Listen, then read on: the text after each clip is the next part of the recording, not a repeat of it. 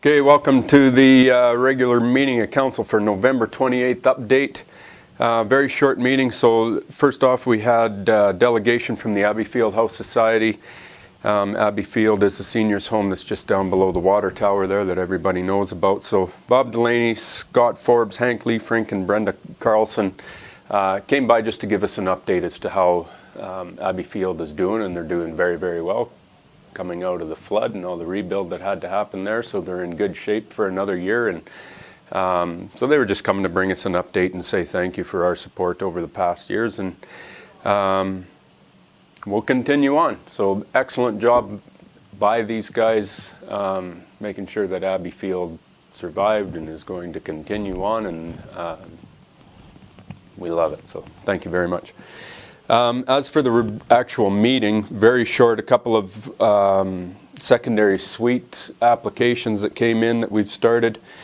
So those went through first reading and public hearings.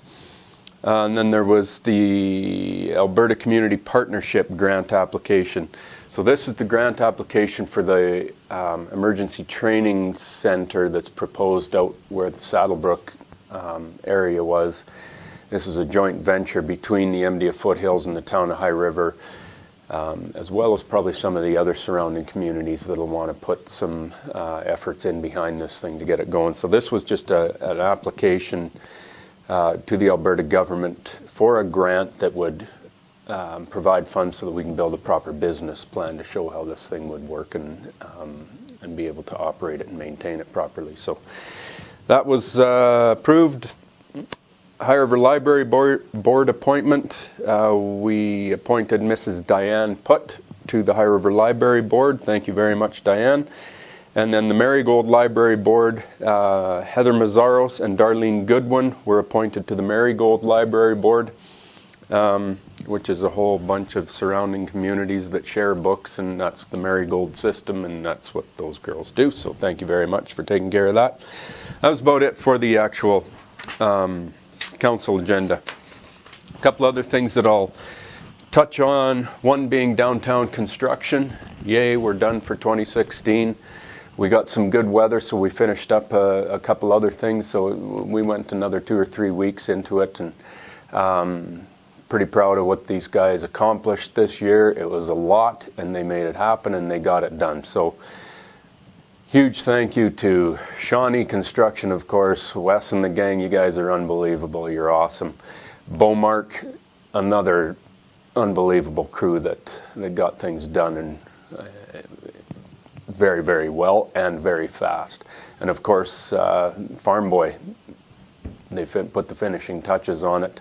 Again, they're an excellent crew, and Corey runs a wonderful operation there. So thank you very, very much. It's done for another year. Next year, there will not be any major road shutdowns for months at a time. There will be a couple of intersections that need to be finished up, be closed for a week and a half kind of thing, put the concrete in on those.